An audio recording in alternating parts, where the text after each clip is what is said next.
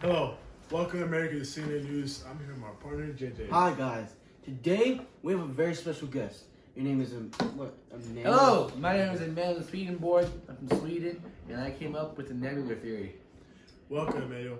How are things looking so far since you discovered the nebula theory, and how did you come up with this idea? Well, since the discovery, people have been doubting it and questioning it. In full honesty, this discovery is a whole new lens onto looking into space. Now, before we get into the main event, for our viewers at home who do not understand nebula theory, here's a brief explanation from the man himself, Emmanuel Swedenborg. Yes, the steps. First step would be as the star's nuclear fuel depleted, the star becomes unstable and blows off mass. In this process, more molecules are formed, and material is ejected into the interstellar medium. In simpler terms, he is saying that the birth of our solar system began as the dust and gases and nebula You need some water? started No, just keep going. to gravitationally collapse.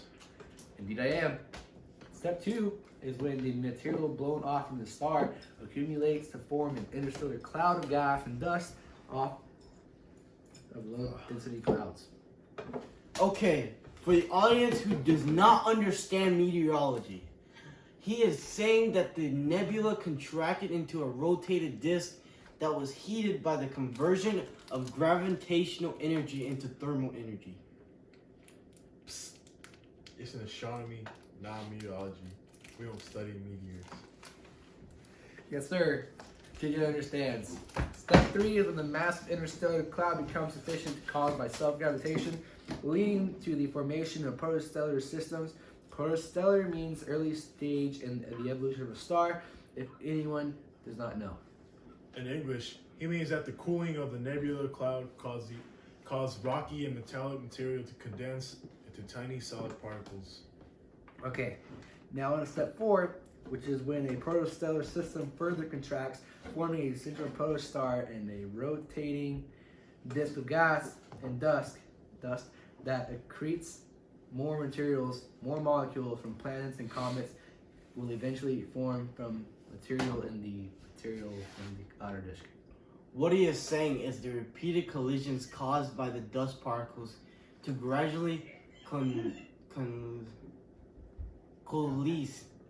into asteroid-sized bodies.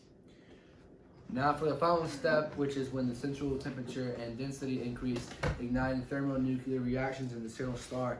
Radiation from this newborn star drives the remaining gas and dust from the systems, planets, comets, and interplanetary material remain in orbit around the star. What a brief explanation, huh? Yeah, it was. What he meant for 5 steps is that within a few million years, these bodies transform into the planets. So, sir, what would you say to a non-believer towards your theory? Well, I would like to discuss my theory with them. Why don't you ask him yourself? Come ahead, Mr. Eli.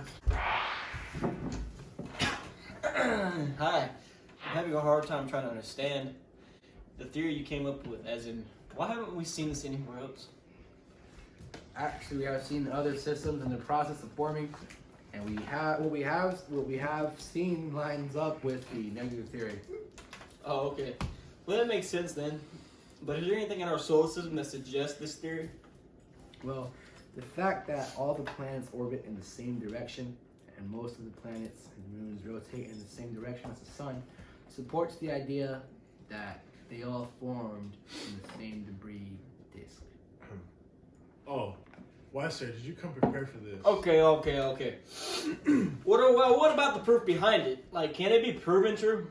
Yes, it can be. Simulations by other astronomers support the theory, and the idea that the sun is mostly made of hydrogen lines up well with observations in helioseismology, that is the study of the structure of the sun measurements. Jeez, this man knows his stuff. Am I right? What else do you have to say to him, Mr. Eli?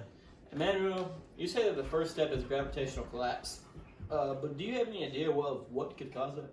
Easy. What is this, the first grade? There are 3 main theories of what could cause it. A supernova, a collision of 2 large astronomical bodies, and a chain reaction effect. Each of these has evidence towards it, and while we don't know for sure which theory is correct, there are several possible causes. One, is that all you have in that pea-sized brain of yours? Whoa. Oh. Ouch. Even that hurt me. I'm not even comprehending the genius of this, man. Okay, man, shut your pie hole before I give you a nebula theory, alright? Alright, guys, settle down. This is the debate for educational purpose. So get it straight. Mr. Eli, is there anything else you want to ask him? Yeah, there is. This theory doesn't explain why the planets form differently. How come? Mr. Eli, the terrestrial planets being closer to the sun and therefore hotter had less solid materials to work with. The Jovian planets had more materials and so got large enough to pull in hydrogen. Does that answer your question?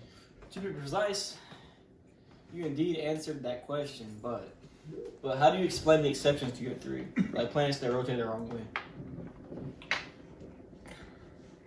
The celestial bodies that don't rotate in the same direction are thought to have been captured from a different solar system or hit by something that changes this direction. Great response, sir. But it seems we have ran out of time, and this concludes our debate. Thank you for giving me the time to come in and speak about my discovery. Mr. Eli put up a good fight. Thank you to CNN and to Emmanuel. I appreciate the debate and the time we had today. Thank you for everyone who tuned in today and witnessed this. Goodbye. We will be back with more tomorrow.